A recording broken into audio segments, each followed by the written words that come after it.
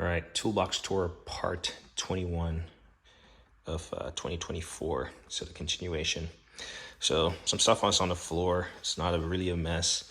I took a break from stuff around the house. Decided to head to my storage. It's just been a mess. I bought some couple stuff, quite a bit of stuff actually, over the last couple months, and I've just been tossing it in there on the side. And really, I just need to get it cleaned up and effectively utilize that space. And really, it's just effectively utilizing all the space that I have. I mean, you can see some of the shop stuff is no longer in here because it's not used. I don't use it. I haven't had a need to use it yet, but at the same time, it's part of my growing collection of tools that I would like to have eventually in my own little personal shop at home. And so in here, I was going to do some stuff, and since I was going to be by myself, I needed my, Harbor Freight. They're not Icon. Daytona wheel dollies, the yellow ones. So I have a complete set of those. So I got 4 of those units, and I got the little stand that it goes on. It's pretty nice when you set it on a stand. You just kind of still cumbersome, takes up space. Picked up my OG bottle jack from Craftsman 20 ton and then my Monster 20 ton. What else did I pick up? Oh, my OG 3 ton Craftsman floor jack, which I don't use anymore since I have the 2 Daytonas. And picked up my 2 3 ton jack stands. It's like 2 different sets, but yeah, my OG ones. And all that stuff was buried in the back of the closet right there. So I had to dig this stuff out since this stuff was at the front. So I'm just going to use this as a toolbox store. I was going to eventually do it, but since this stuff is out already, before I get it put back, I'm going to shed some light on what's in there, continue this toolbox store series. I'll put out a video of some of the stuff in my storage unit that I was doing. It's not really a lot. I was just highlighting. I was raving about my pallet stacker, but it's kind of let me down today. I didn't mention it in the video, but for some reason it just doesn't want to lift, and it lifts pretty slow. This is my first time actually lifting anything heavy on it. Lifts pretty slow. It lifts pretty slow, and it cuts out, and it has a code E107. I looked it up on Google briefly because the manual was I have 2 storage units. It was in the next storage. Didn't want to run out there, so I just looked it up on Google. I think it was saying it was like a bad contact or something. So you just never know what you're going to get at auction. It seems pretty good. In fact, that little tow hitch, that little tow ball thing that I installed at the edge of the forks, if you've seen those videos, I was able to use that to tow my 14-foot trailer out of the storage unit. Well, I bet metal doing that because clearly you don't have a mirror and you're directly in line with the front of the trailer, so you can't see on the side. Well, I ran the fender into the wall, and yeah, bent metal, but that's just part of it, doing business and a learning experience. If I was doing it with my truck, which really I've gotten really good at backing that trailer in and like repositioning it using my Tacoma, but I figured this thing would be more convenient, especially getting to the ball instead of like backing up, jumping out, looking and all that stuff. But I say I bent metal, but it's like cosmetic. I'm just gonna hammer it out and it should be fine. I might have bent metal like 3 or 4 times today. So, and that's when I knew I should quit for the day. But yeah, no one was injured. I was not injured at any point in time. It's just probably my ego. But anyway, 4 minutes in, still blabbering here. So these two bags from Makita and DeWalt. Literally every single tool that I ever purchased, I try to keep the manual. And in here is all these manuals. I mean, if we just take a gander, hell, I got the Bizzle vacuum for the house. But I got my Quick Jack manuals. Yeah, you can get all this stuff online. What is this? This is This is probably some furniture. Hampton Bay. Oh, yeah, this thing. Probably could throw this out. So eventually I'll throw what I don't need. That's a little smoke or fire pit thing. But I try to keep all the manuals to everything. And the plan is to someday put these in the binder. You know, and, I mean, look at that. A weed whacker attachment. The head of the unit. Charger. And so yeah, these 2 bags, they pretty much just contain some manuals. And then I have some that's up here that I haven't. So I pretty much keep the manuals. Do I ever read them? Only when I absolutely need to. Like, I'm like most person, I just think I know what I'm doing. So, but I keep my manuals and I just stash them in these bags, and the plan is to someday organize them. And then, you know what? It's nice if I ever sell these units or something. Yeah, it might be time consuming to try to find the manuals, but I can provide the manual to the next person, because every good manual always says something along the line of, if you're going to transfer ownership to a next person, ensure that you provide the manual.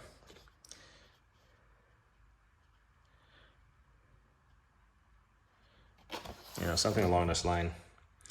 Do not allow anyone to operate this product until they are also familiar with the instructions. So it'd be nice if I was getting rid of my QuickJack to provide the QuickJack manual to the next person. But sold as is also covers that from a legal perspective, I guess. Floor mat, no specific brand. I mean, I've used this for outdoor working in the garden or whatever. If you need to take a knee, save your knee. At Christmas time, Husky comes out with these larger ones. I mean, they're pretty cheap. I probably end up picking another one up or 2 up next Christmas or whatever. In this box, it says garage, L for light, because all the boxes were heavy when I was moving. It's just like spare parts that I've had.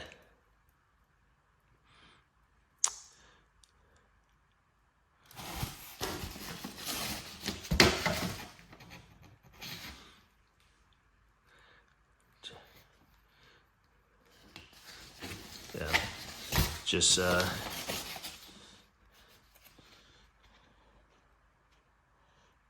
spare parts that I've had. Just like I say, like a old license plate tag or something.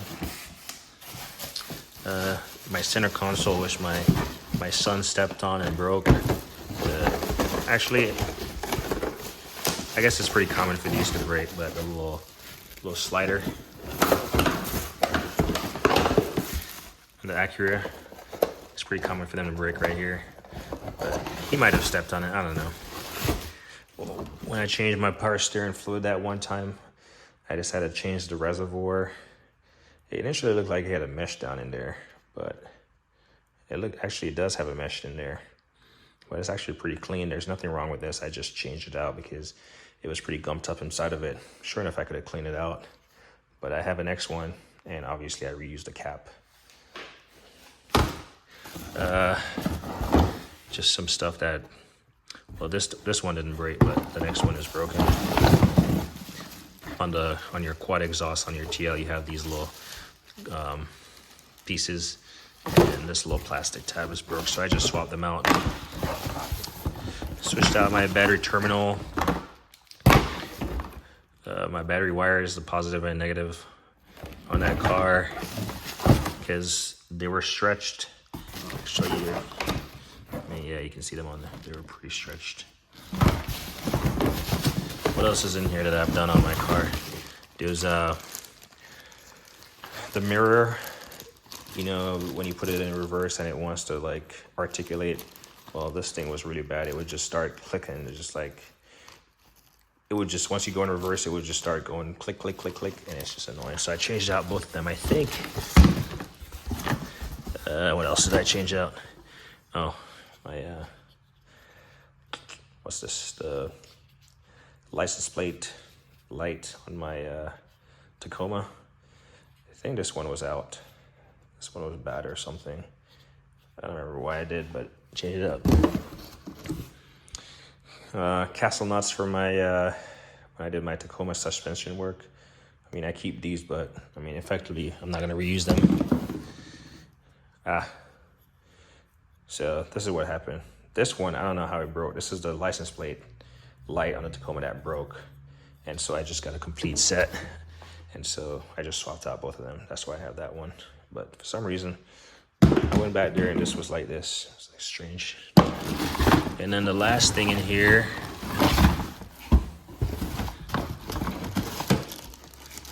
what is this? Oh yeah, one more mirror regulator. So this is my, I know this is not really a tool. It's gonna be a short video anyway, so I'm just kind of showing you what's in this box. So literally, where's the one thing that caused me to change it? Oh, here's that one thing that caused me to change this light on my TL. It had a crack right here. It just kind of bugged me. I tried to fill it in with like black nail polish, but it still shows the crack. I mean, it's perfectly fine. It works just fine. All the light arrays in there works just fine. So I'm gonna sell it. I mean, it looks good as new. But yeah, that one little crack in the back just, yeah. Anyway, you're here for tools. So I had bought my second Quick Jack. This is a 7000 model, 7000 TL. And so I already have a pump and a hoses set up. Actually, here's the hoses for the original one, and the pump is somewhere inside there. So I didn't bother to set up the pump unit. So effectively I have an extra pump, but in effect I have two Quick Jacks. Clamshell strut tool from OTC. So it just has the pins on it to compress your strut using this forcing screw here. I have the entire Bronick set up to stand in the entire contraption, so the likelihood of me using this has to be for a more mobile specific purpose. I have two of these coolant catch pans. This little contraption here is meant to hold up your say you're removing a subframe, or you're actually removing a portion of your underside of your car, then you can use this. Obviously you hook these two ends in there, you crank those two ends to touch a portion of the subframe, and you use this to hold up your like transmission. And this is by Skies Picabont. So obviously I haven't used it yet. This assumes that you have a lift or something, because you need the space to install this contraption in for it to all work. Obviously these arms, they slide.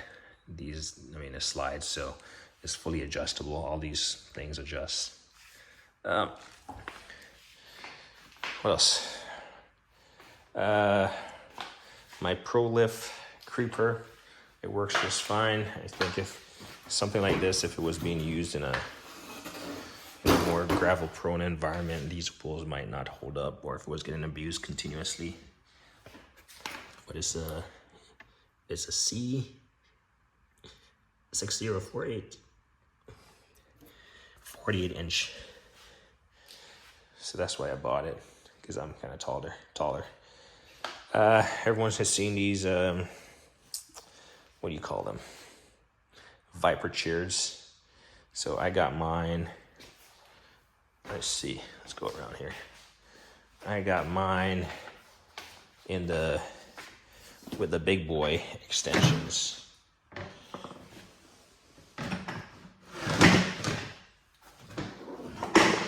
Yeah, I got mine with the big boy extensions on there. And then I did get one lock-in caster. You can see it over there. But really haven't used it much. Haven't sat on it much because space is limited. But it's definitely a nice chair. Definitely a hefty price tag for a chair, but hopefully it holds up. Obviously you can get it customized, different colors. Seems sturdy. And then this is one of my second chairs. Looks like I got it. So it's ripping right here. This is one of the problems that I've noticed with this. When you sit on it, it's gonna pull down just like that. And as you can see, it's starting to rip. So I would say that's a poor design. Putting that seam right there and not allowing any type of give in the material. So I need to get some black duct tape or something to put on there before it fully rips apart. But I mean, yeah, I mean, so far it has done the job. It raises and lowers. The only thing that I've ever done to this chair is, you can see there's a band clamp on it, is because this thing, when you pick it up, this thing wants to move. So I put a band clamp around the neck of it, and so that it doesn't come up on me. But all in all, it doesn't want to raise. All in all, it's been good. And this is my I purchased from Home Depot a couple years ago. Battery charger, SmartTech WBC 275. I want to say they have a 225 or a smaller one, which I bought initially, and then I realized they had a 275, and I was like, I'd just rather have more capacity. So it does, you can do an engine start function, you can do a rate selection, charge, maintain, 6 amp. You can do a boost function, and then you get all your different battery types. Then you can display voltage, battery, and then you can do an alternator test. I've never done an alternator, but you can start engine start 275 amps, 60 amp boost, and charge. So it's like it's a smart charger, but it's also kind of dumb, because when my no code charger doesn't work, I can use this, but sometimes the battery is just too far gone for them to either make sense of it. So these are all the things that I took out of there. Stuff that I use occasionally. I'd say the thing that I use the most is the battery thing, charger, the seat, the creeper, and then, you know, the kneeling mats or something. So I said it was going to be a short video, but I'm not sure if I showed this in the initial toolbox tour, but everyone needs one of these face protector. It doesn't have to be this brand, but this is Uvex. These pieces are replaceable, but full face shield, protect yourself. And then I bought this one. This is like you can just either wear it like that, or you can flip down the kind of like the face guard and wear it like that for like cutting and grinding. And then this is my Optrel 2.0, sorry. Optrel Crystal 2.0 for welding. I've never welded a day in my life, so I'm not going to sit here and pretend like I have. And that's why this thing is so new. You see my welder in the corner. I kind of want to start eventually, but you know, everything has its day. You can't really make it happen before its appointed time. So someday I will. But this is one of the first things I got before I even got a welder. But so it sits there all beautiful. My head will probably outgrow it. All right, it's pretty dark in here, but I thought about it, so I set up a light. Here's my OG quick jack. It's the BL-5000 XL. Something of note with these quick jacks, if you look on their website, or anywhere actually. Let me step out of here, it's kind of tight. If you look on the quick jack website, you want to be mindful that these quick jack points, in my other toolbox tour video, you saw actually the last locker. You saw those where all the hammers and stuff. I have the rubber pads to put in here. But basically these pinch well, where your pinch well sits, and basically the amount of adjustment that you have right here and down here for your rubber blocks to sit in, because this is where your rubber block sits in. It might not reach your pinch well, and that's one of the downsides. So you can buy the one that's, I want to say it's like a Like this one would be a 7000 TLX for extended frame, I want to say. Even though this has an X on it, it's not really extended. You're short like 6 inches, and basically you get to the point where you're off your pinch well slightly. The rubber blocks is slightly not fitting on the pinch well, and it's kind of like, yeah, it's not great. So if you have like a Mini Cooper or something, a really small car, these will fit perfectly. But if you have like I want to say a standard sedan with like slightly longer pinch well base, it's not going to fit. And this is where these extension comes in. They sell these extensions that you can just drop into the slots. So they have things on the back of these. There's one. It's kind of hard to see, and they're heavy to take down right now, but they pretty much just sit right in here, and they give you that extra 6 inches of buffer frame, and so that you can reach your pinch well. So if you have quit jacks and you're in that position, I highly recommend, just picking up these. I mean, yeah, it's an additional $200 on top of like $1,500 or whatever they were being sold for, whether or not you buy 120 or 230. But these frame extensions are what you'll need. Here's that OG quit jack hydraulic power unit. The only thing that has ever failed on this was one of the quick couplers. One of the quick couplers on this unit actually failed, and so I got it replaced. It was like $100 for a set, a pair of them. That was pretty expensive, but yeah, just chemical guys, bucket covers, and then this is my original Milwaukee pack out. It's just missing that top little, like really slim, I don't know, pack out thing. So in the bottom, actually in the two largest things I have on my spray cans, it actually contains all the fumes. I'm not sure if that's good or bad because then it builds up, but it's not explosive, I guess. But yeah, it actually stays pretty cool in this room. Like this room, maybe because on this side here is the house, I'm not sure, and it's on the interior, so it actually stays pretty cool in here. Like the garage could be sweltering hot. Once this fireproof door is closed, I mean, you got the insulation right here, so this thing is like soundproof. And yeah, anyway, oh yeah, and so QuitJack sells these hangers. I think these are the original ones because these are the ones I had initially. It says QJ in there, and the new ones I bought came black, so I'm not certain. Had to install some board on the wall just to have somewhere to mount these things because obviously they're heavy. But for the most part, they sit on the ground. They're just kind of resting in there, so they're not hanging. So they're not really supporting any weight. They're just pretty much providing forward and aft hold on it. Before this light dies, let's continue. This is my OEM race mat thingy. I have a Lang at a storage unit, but this one has a little cubby hole and a carrying handle. That doesn't matter. A piece of black pipe that I bought for a cheater pipe. I haven't had to use it, but if I need to, then I have that. I have several, like 2 smaller pieces. The world's most expensive creeper. It's like an aviation style creeper. I think it's called Aero Creeper, but it's a full frame. It sits up.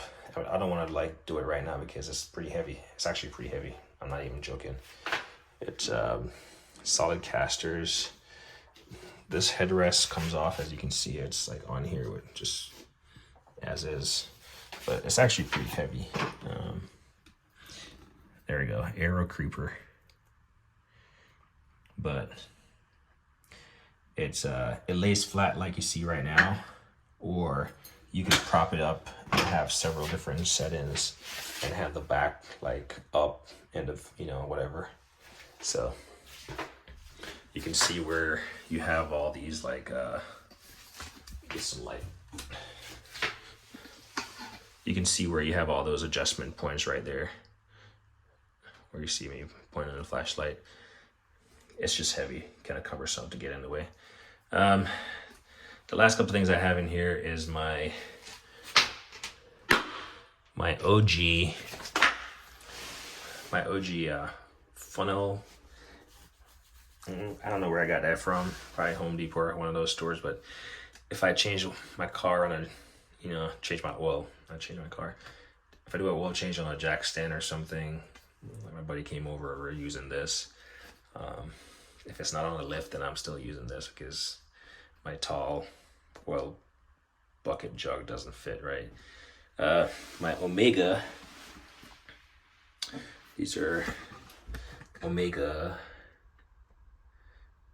22 ton jack stands, and they have the pin. So you just drop the pin. You just drop the pin in there, or set the pin wherever you want, and go from there. I like these because initially at the start of the video I talked about my Craftsmans, which obviously they're not in here because I took them out this morning. But I like these because I feel like those original jack stands where the legs kind of spread, I don't like that idea. I like the force to be going straight down. And then you can see how these saddles are. They're not like your traditional saddle. Just note it has X and Y on there. And then the pin is secure. So the thing about this jack stand, and it almost caught me off guard, and I've meant to do it a million times, and I saw a guy do a video on it. On your traditional jack stands, there's a pin right there, and that pin you're supposed to punch it in so the saddle or the carriage or whatever you want to call this thing does not fall out. There's no option for that with this. If this thing falls out and this thing falls on your toe, it's taking the toe off. But on those original jack stands, it has that little pin. And I don't think most people realize they're supposed to punch that pin in so this thing doesn't fall out when they go to carry it. And then, so I got a complete set of those. Two are sitting up here.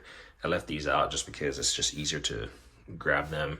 Usually I'm not jacking up the entire car, putting on jack stands, just the front. If I didn't say I like Esco, here's an Esco bladder type jack. It's hopefully you can see the model number because I can't see it. A 92041. It's a 2-ton. Let me go look real quick. As you can see, it's pretty shallow in here. Yeah, 2-ton, 4,000 pound. You use 100 to 145 psi, and it lifts to, what's that? Can't even see it. Oh, the min height is about 7.5 or 7.9 inches, and the max is 22 inches. I've used it once. It does come with an adapter you can put on here for additional height.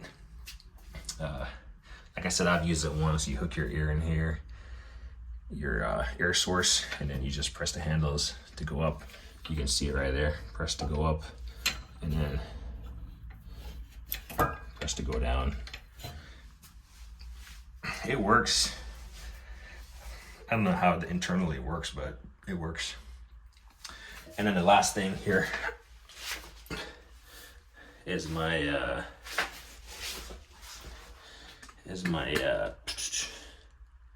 Esco jack stands. These are so you see my tall ones. These are my original Esco jack stands. This is what I originally found.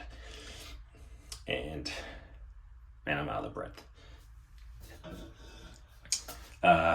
So originally I didn't have that ideal single post lift, so I was still using jack and jack stands, and I had these, but these are great, but again, unless you're gonna have to lower the car to this, right, to match the height of this. Whereas this, I can adjust it to match the height of the car. I never have to lower the car once I get the jack fully extended.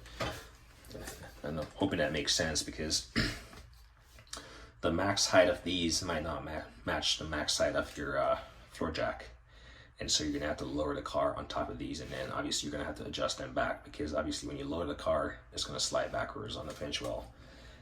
These, on the other hand, they're screw type. So I have a video out on these. I took the handles off just to save on space. But these are rated for 20 tons. I mean, you can see right here. 20 tons. 20-ton jack stands, and that assumes that you're using a pair of jacks, like, you know, both of them. So that's 40,000 pounds, you know, that you can support on just these two. You know, 20,000 pounds per 40,000 pounds across the board. Why do I have 5? Because you can count, right? You see 1, 2, 3, 4, 5. Well, I bought 2 sets, and I got this one. I'm not sure you can, well, I can tell on the camera looking at it, but I'm not sure if you can tell. This one is a slightly different color, and actually when I lowered them to the same height, actually, you can see that, well, this one is fully lowered right now. Those ones are fully lowered right there, but you can see the neck on this one.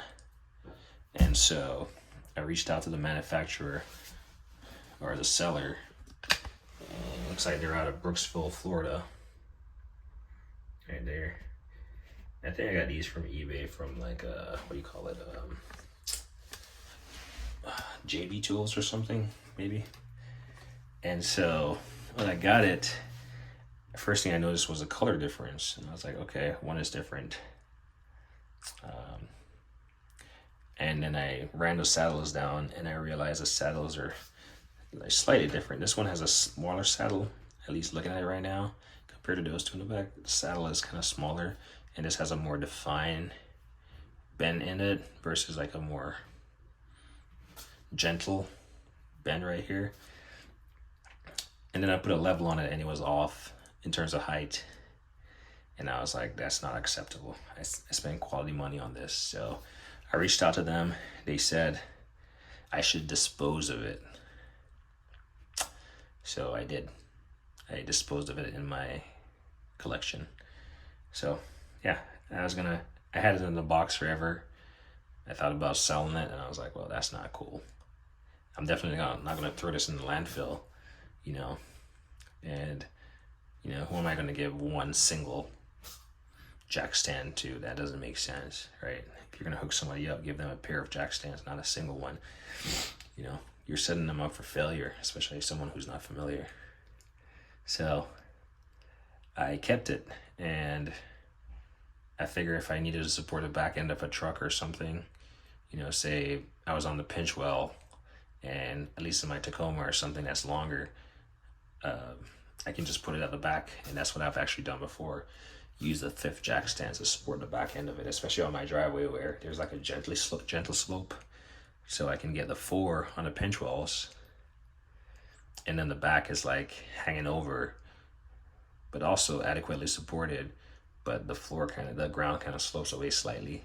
Just a little reassurance. I put this one under there. You know, no harm, no foul. So, Esco sells another type of jack stands that is, it's definitely pricey, but it's definitely something I'm keeping my eye on, just for the sake of my lift. But it's probably overkill to get that. It's kind of like, yeah, I don't know enough about it to speak on it right now. But yeah, this is my my overflow of jack stands and stuff. Obviously, I don't come in here a lot because I gotta move stuff out of the way and, you know, do stuff, but it's convenient for getting these quick jacks like up, and then the quick jack handles are down there. I never use those things, and I mean, I hardly use these anymore. Last time I used them is to service my Tacoma in the driveway, and it sat on the Tacoma, or my Tacoma sat on this one, yeah, the 7001, for maybe a week without jack stands or anything. So yeah. Anyway, I am exhausted. We still have, yeah, we done all those. Yeah, we just have this much left on the upper side of tools to go through. But like I said, I am exhausted, as me always say, like on editing.